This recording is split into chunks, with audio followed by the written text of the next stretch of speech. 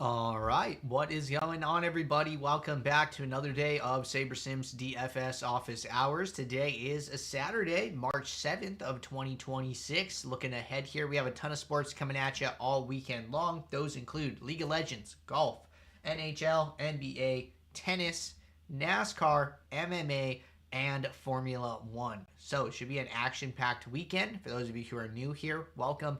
My name is Andrew. I'm one of the coaches over here at SaberSim. This is a show where we go over how to use the SaberSim app, answer any and all DFS-related questions, get your questions in one of three ways here. First off, send us an email, support@sabersim.com. Second, post it live in the YouTube chat. Third way, post it in the office hours channel in our Discord server.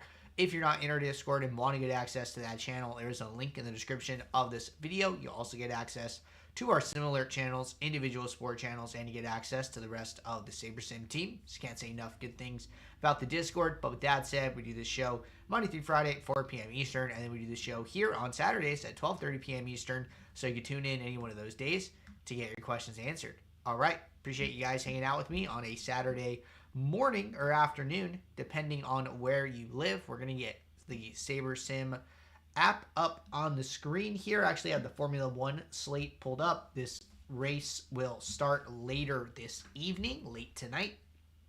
So should be a fun one here. And we do have a couple questions that came in prior to the show, so we'll start there and then just kind of see where it takes us. So let's get the first question up on the screen here. And that question is, how do you come up with your post-lock sim ROI percentages? Good question. So why don't we go back to a past slate? We'll just go back to yesterday. And, we'll go back to an NBA slate from yesterday. All right, so we're loading up this slate. And we're going to go to the contest tab. And let's just say, we go to the flagship 150 max contest. Looks like there was an $8 yesterday. All right, so we come into the $8, right? We go over to users. And we look here, and we're looking at this sim ROI column, right? So basically, how do we come up with this value? Well, the pre and post contest sims are actually very, very similar, with a small distinction. So the difference between the pre-sim and the post-sim is that in the pre-sim, we use our projected lineups, right? The projected lineups or how we come up with the projected ownership. So we basically create ownership using our ownership engine. We say, hey, we think that the field is going to play these players at these rates, right? We're going to play Kawhi Leonard at 20%, and which means he's going to be in 20% of the field lineups. Jalen Brunson's going to be in 15% of the field lineups, right? All of those things. The ownership percentages are exposures in our field lineup set. So what we do is we take your lineups, we put them in a contest with the field lineups, we play that contest out over and over again, each time calculating how much money your lineups won, adding it all together, finding the average, and then showing you, hey, on average, you made more money or lost more money than it cost you to play the contest, right? So that's how the pre-contest sim works. Now, as far as the post-contest sim, the biggest distinction between the two is that in the post-contest, we use all of the actual lineups. So we know now that we can see all the lineups, we can download them, and I can go into the projection column on the contest tab, and then I can compare, right? So if I go to Proj Own Flagship MME, and then I go and I look at actual own, right? So now I know the difference if I just sort by highest projected. Hey, we had Gardner projected at 65% ownership. He actually came in at 59%. Oso was projected 33. He came in at 46, right? We have all of these rates, and these are from the real lineup. So not only do we know the percentages that players got played, we also know all of the lineup constructions, right? Hey, maybe we had more 2 stacks, and maybe the field played more 3 stacks, or maybe the field played less 3 stacks than we anticipated, right? So not only do we have the correct percentages, we also have all of the lineup combinations and how all of the players were played together.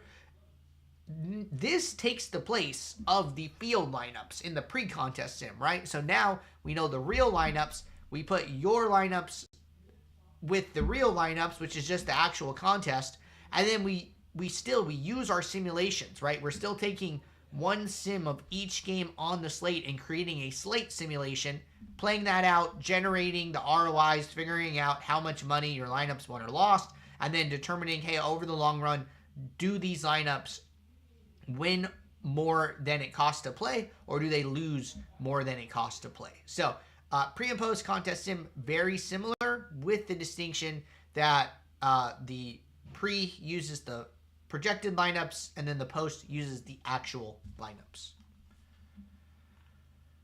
All right, good question there to get us started. All right, next question. Trying to backtest a slate / contest that I didn't play. I know how to enable and run the contest sim, but it seems I need an entry file in order for any of my custom metrics to populate. Is that the case?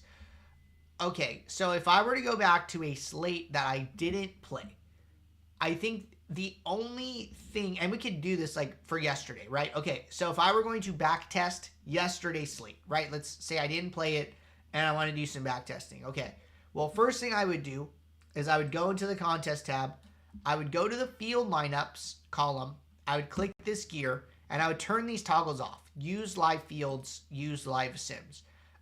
Reason I'm turning these off is because I want to get back to a pre-slate state, right? I want to act as if the slate hasn't started. So I don't want any of the actual scores or actual ownership to impede or skew my back testing data, right? So first thing I gotta do is I gotta turn these off, okay? Second thing is I would have to pick my contest, right? Okay, let's assume I'm playing the $8 150 max, right? I want to back test this one. Okay, great. So I've turned the toggles off. I've turned the sim I want on. Now what I would do is I would go into this slate. I'm just going to build 500 lineups. And we're going to make 2 adjustments to projections.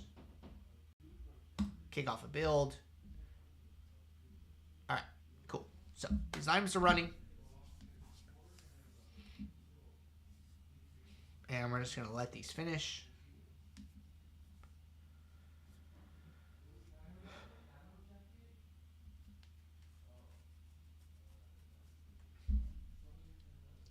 About halfway there.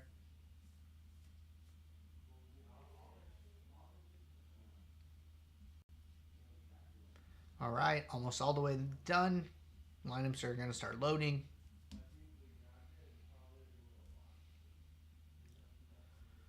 Okay, great. So right here, we're in the post build, and we can see that our contest sim is already running automatically because we have the auto run contest sim toggle on. So the contest sim kicks off right away.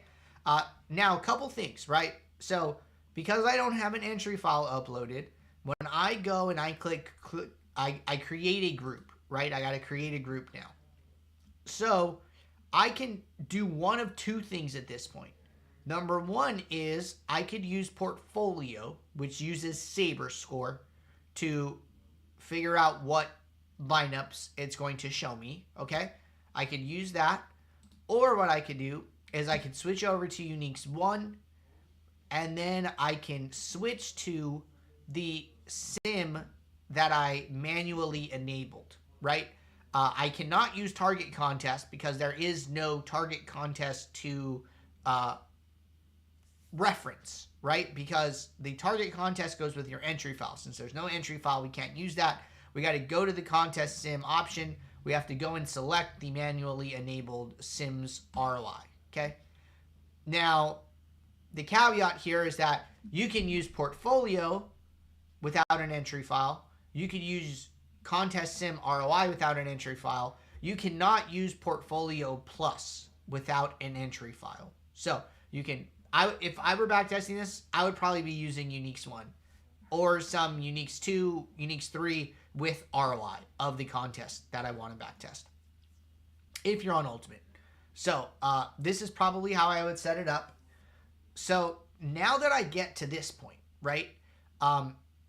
Similarly, the way we couldn't use the target metrics with the rank by, right? We also can't use target metrics with aggregate metrics. So I can't say, hey, show me the average contest sim target ROI. If I click save, it is going to populate a blank, right? I would have to come in here and I would have to switch the contest sim ROI to the actual sim's ROI. And then now that value will populate. So that will go for any custom metrics. That will go for any filters. Anything that is using target cannot be used without an entry file. So keep that in mind. You're just going to have to switch those to that specific sim for your backtesting. But I think that should cover the backtesting question there. All right. Next question. When using Geomean yesterday, golf round 3, I ran into an issue where I got an error message that said lineups cannot be built due to strict filters or something like that. I set a Geomean yesterday for less than 30 as a rule. So I'm wondering if I was too aggressive with my settings. Can you explain any best practices or specific sports/slates where Geomean is appropriate to use? Yeah, so the way that I answer this question for myself is I always use flashback to figure out if it makes sense to use it. So the way I would do this is I typically don't account for ownership until my average dupe starts to go above 5. When I get into the 5 to 10 range, then I might make some adjustments. So you got to figure out, hey, you know, is that a normal thing on the slate that I'm playing, right? So like what I would do is I would go back if I was playing round 3 golf today and I was trying to figure out, hey, do I need to use Geomean on this slate? It's like, well, that's a good question. Why don't I go back and look at round 3 golf from last week and see what the average dupes are of you know, users, right? So, okay, I'm going to use flashback here. I'm going back to February 28th. I'm on the round 3 PGA showdown. And I'm just going to go to the flagship contest here. If you're playing a specific contest, use that contest, right? The contests are usually the same week over week. As far as like naming and like general size, they might fluctuate a little bit. Okay, so I come into round 3. Notice the average dupes are all 0 for all of these 150 maxers, right? Even if I look at, you know, the top sim ROI guys, it's all 0. So like I wouldn't be doing anything here in this scenario. Okay, well, we looked at round 3, but what about late round 3, right? The player pool is going to shrink even further from, well, the player pool is going to shrink from round 2 to round 3 because of the cut. Then the player pool is going to shrink more from round 3 to late round 3 because it is now a smaller portion of the field. It actually doesn't look like these are loaded here, but maybe we could try late round 4 if we get lucky.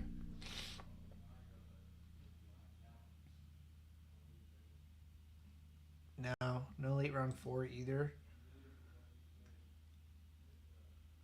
Maybe it's because we don't do ownership for these ones, but now I'm kind of invested. Let's go check one more week.